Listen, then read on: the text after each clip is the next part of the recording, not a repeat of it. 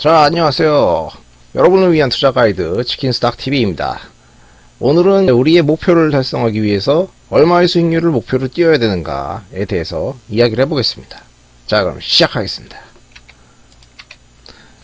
이게 영어로 공식이 나와 있는데 일반적으로 학교에서 봤던 공식이에요. A는 이제 우리가 달성해야 되는 목표 금액, P는 이제 프린시플, 영어로 원금인데 투자 원금.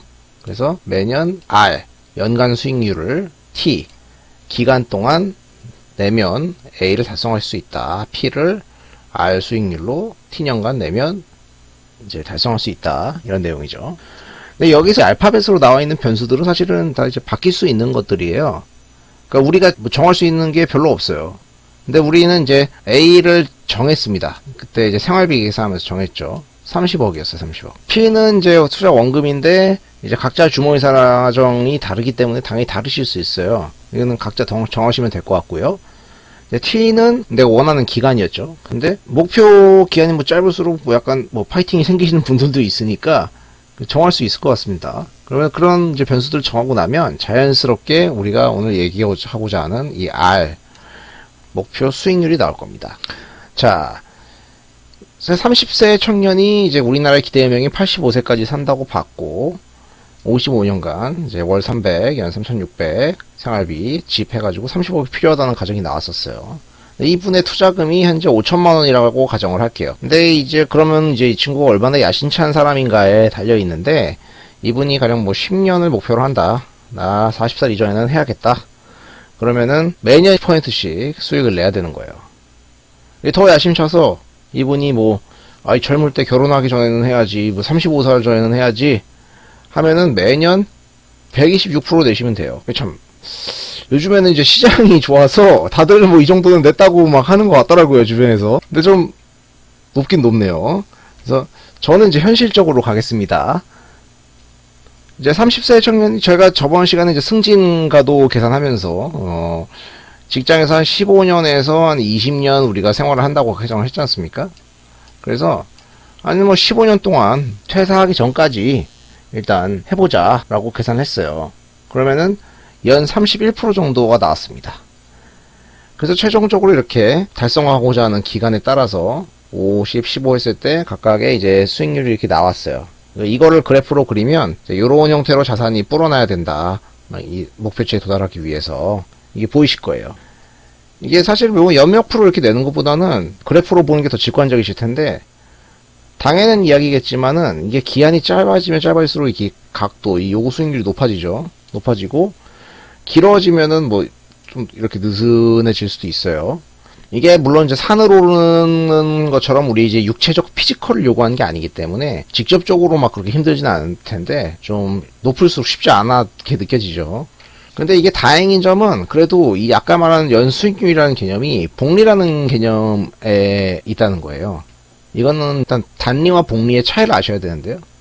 일반적으로 이제 단리라고 하는 것은 기간 중에 원금의 일정 이자를 받는 겁니다. 그래서 100원이다, 연 10% 이자를 받기로 했다 그러면은 110원, 그 다음에 120원 이렇게 늘어나는 거죠. 그리고 복리는 이 기간 중에 창출된 이자가 최초의 원금에 붙어가지고 새로 이자가 더 증가하는 거죠. 쉽게 말해서 이제 이자에도 이자가 붙는 겁니다. 그럼 이게 왜 복리가 갑자기 왜 주식의 특성이냐라고 물으실 텐데, 이 표시를 보시면 이해가 될 것 같아요. 여기 보면 이제 매년 10%씩 주는 정기예금을 가입했어요. 그래서 100원을 넣었어요.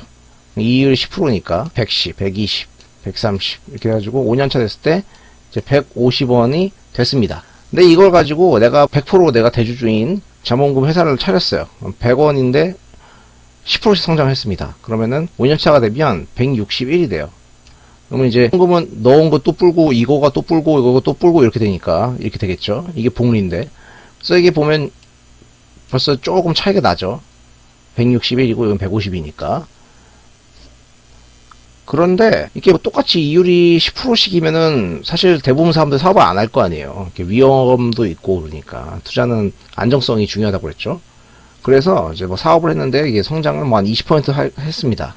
이 경우에는 100원을 넣었는데 5년차가 되면 249, 거의 한 뭐 1.5배 정도 되는 돈이 되는 겁니다. 이게 이제 복리 효과거든요. 그래서 원금을 그냥 두면 원금은 이렇게 유지가 되겠죠. 여기다가 이게 단리 이자가 붙는다라고 생각하면 이렇게 가는 것이고, 근데 복리로 많이 계산하게 되면은 성장했을 때 이렇게 들어가는 겁니다.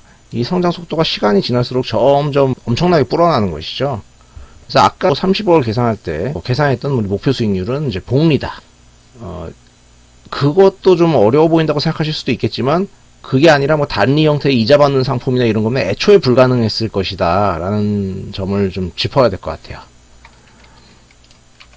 자, 그래서 아까 공식으로 돌아왔습니다. 근데 아무리 복리라고 해도 어디 보면 30% 조금 힘든 거 아니냐 하실 수 있어요. 근데 이게 점점 쉬워질 거예요, 사실은.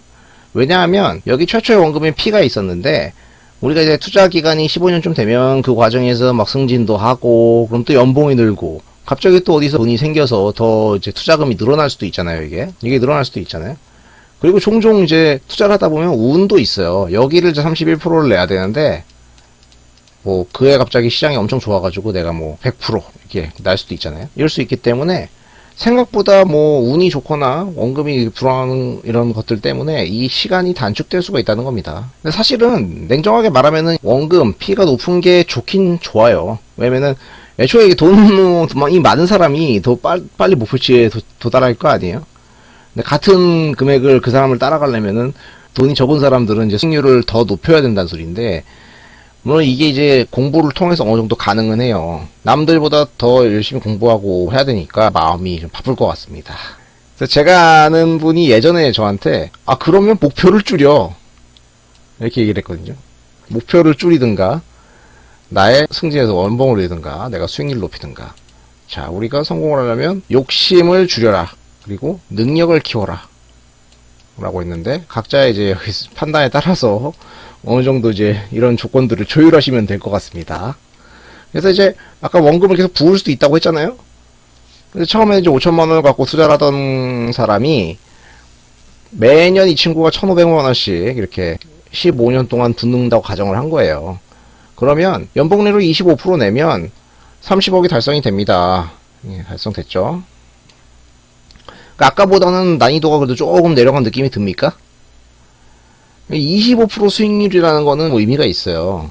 왜냐면 이 25%라는 것은 흔히들 얘기했던, 이제 우리가 얘기했던 월가나 뭐 금융업계 전설이라고 불리는 분들, 성공한 투자들이 달성했던 수치에 가까운 수치입니다. 그래서 관련된 인물을 두 분을 소개해 볼게요. 일단 이분, 첫 번째 분은 이제 피터 린치라는 분인데, 이제 피델리티라는 금융사에서 이제 마젤란 펀드라고 그거를 이제 13년 정도 운영을 하셨어요. 그래가지고 연간 이제 평균 29.2%를 기록해서 세계 최대의 뮤추얼 펀드를 만들었다. 근데 이 기간 동안에 한 번도 업계에서 그해 1등 수익률이었던 적이 없다고 합니다.